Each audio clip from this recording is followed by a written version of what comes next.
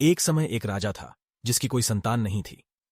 अब राजा ने जाकर उसे ऐसे स्थान पर लिटा दिया जहां 4 सड़कें मिलती थीं, ताकि जो कोई वहां से गुजरे उसे उसके ऊपर से पैर रखना पड़े। आखिरकार एक फकीर आया और उसने राजा से कहा, यार तुम यहां क्यों पड़े हो? उसने उत्तर दिया, फकीर 1000 आदमी आए और गुजर गए, तुम भी आगे बढ़ो। लेकिन फकीर ने कहा, तुम कौन हो भाई? राजा ने उत्तर दिया, मैं एक राजा हूं फकीर। मेरे पास धन और सोने की कोई कमी नहीं है, लेकिन मैं लंबे समय तक जीवित रहा हूं और मेरे कोई संतान नहीं है। इसीलिए मैं यहां आया हूं और मुझे चौराहे पर रख दिया है। मेरे पाप और बहुत से अपराध हुए हैं, इसलिए मैं आकर यहां पड़ा हूं कि लोग मेरे पास से होकर निकल जाएं और कदाचित मेरे पाप क्षमा करें और परमेश्वर दयालु हो और मेरे एक पुत्र हो। फकीर ने उसे उत्तर दिया, हे राजा, यदि आपके बच्चे होंगे तो आप मुझे क्या देंगे? राजा ने उत्तर दिया, जो भी तुम पूछो फकीर। फकीर ने कहा, मुझे माल और सोने की कोई कमी नहीं है, लेकिन मैं तुम्हारे लिए प्रार्थना करूंगा और तुम्हारे 2 बेटे होंगे, उनमें से एक बेटा मेरा होगा। तब उसने 2 मिठाइयां निकालकर राजा को दी और कहा, राजा, ये दोनों मिठाइयां ले लो और अपनी पत्नियों को दे दो। उन पत्नियों को दे दो जिन्हें तुम सबसे अधिक प्रेम करते हो। राजा ने मिठाइयां ली और उन्हें अपनी गोद में रख लिया।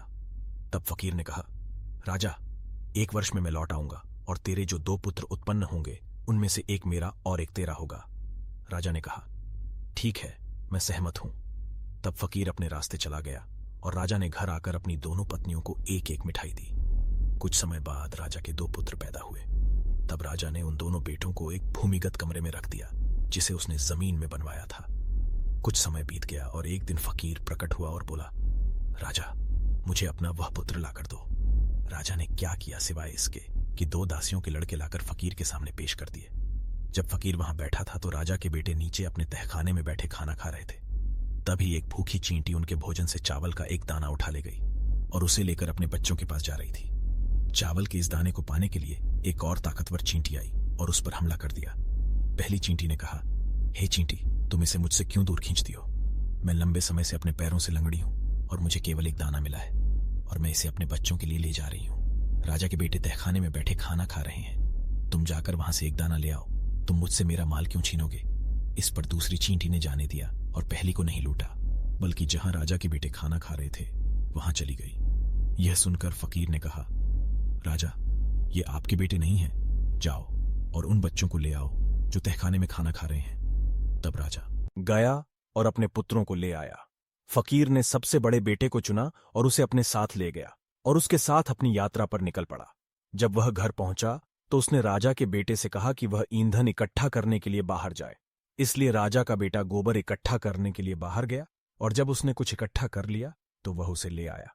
तब फकीर ने राजा के बेटे की ओर देखा और एक बड़ा बर्तन पहना और कहा, यहां आओ मेरे शिष्य। लेकिन राजा के बेटे ने कहा, पहले गुरु, उसके बाद शिष्य। फकीर ने उससे 1 बार आने के लिए कहा, उसने उससे 2 बार कहा, उसने उससे 3 बार कहा और हर बार राजा के बेटे ने उत्तर दिया, पहले गुरु और उसके बाद शिष्य। तभी फकीर ने राजा के बेटे पर झपट्टा मारा और सोचा कि उसे पकड़कर कड़ाही में फेंक दूं। इस कड़ाहे में लगभग 100 गैलन तेल था और उसके नीचे आग जल रही थी। तब राजा के बेटे ने फकीर को उठाकर झटका देकर कड़ाही में फेंक दिया और वह जलकर भूना हुआ मांस बन गया। तभी उसने देखा कि फकीर की एक चाबी वहां पड़ी हुई है। उसने यह चाबी ली और फकीर के घर का दरवाजा खोल दिया। अब इस घर में बहुत से आदमी बंद थे। वहां फकीर की झोपड़ी में 2 घोड़े खड़े थे। वहां 2 ग्रेहाउंड बंधे हुए थे। 2 सिमुर्गों को कैद कर लिया गया और 2 बाघ भी वहीं खड़े थे। तब राजा के पुत्र ने सब प्राणियों को जाने दिया और उन्हें घर से बाहर निकाला और वे सब परमेश्वर का धन्यवाद करके लौट आए। इसके बाद उसने जेल में बंद सभी लोगों को रिहा कर दिया। वह अपने साथ 2 घोड़े ले गया और वह 2 बाघ ले गया और वह 2 शिकारी कुत्ते ले गया और वह 2 सिमुर्ग ले गया और उनके साथ वह दूसरे देश के लिए निकल पड़ा। जब वह सड़क पर चल रहा था तो उसने ऊपर एक गंजे आदमी को देखा जो बछड़ों के झुंड को चरा रहा था और उस गंजे आदमी ने उसे पुकारा, भाई, क्या तुम लड़ सकते हो? राजा के बेटे ने उत्तर दिया, जब मैं छोटा था तो थोड़ा लड़ सकता था और अब यदि कोई लड़ना चाहता है तो मैं इतना मर्दाना नहीं हूं कि मुंह मोड़ लूं। आओ, मैं तुमसे लड़ूंगा। गंजे ने कहा, यदि मैं तुझे फेंक दूं तो तू मेरा दास हो जाएगा और यदि तू मुझे फेंक देगा तो मैं तेरा दास हो जाऊंगा। इसलिए वे तैयार होकर लड़ने लगे और राजा के पुत्र ने उसे फेंक दिया।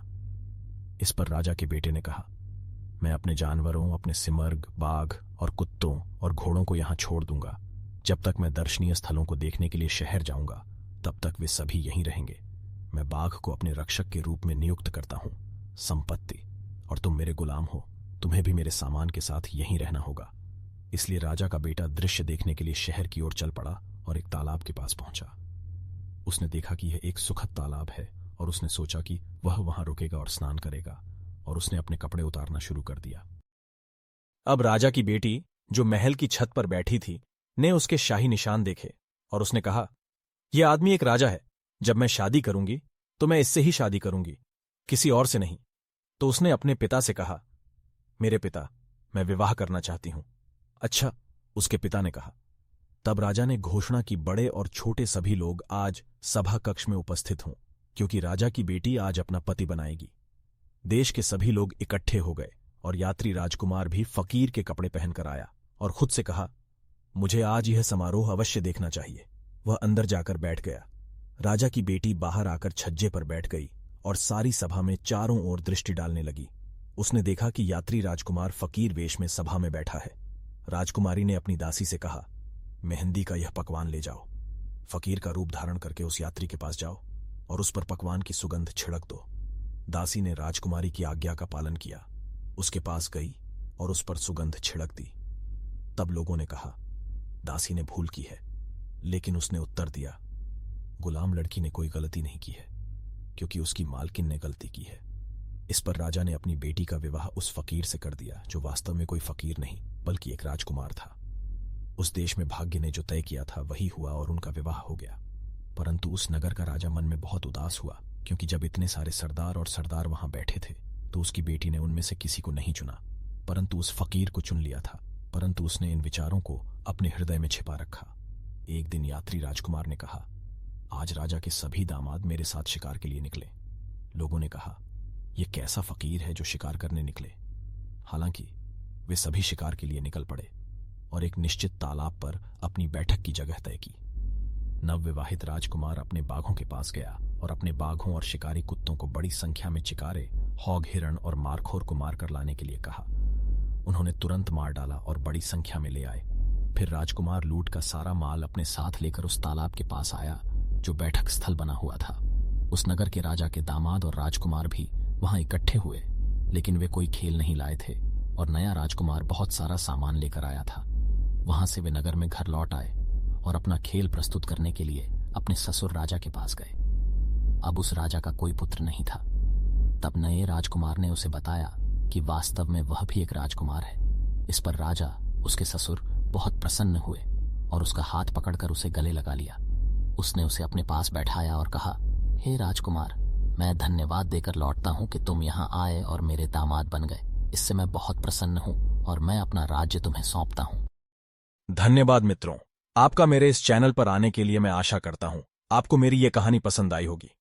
प्राचीन कथा चैनल को सब्सक्राइब करें और हर रोज एक नई कहानी सुने।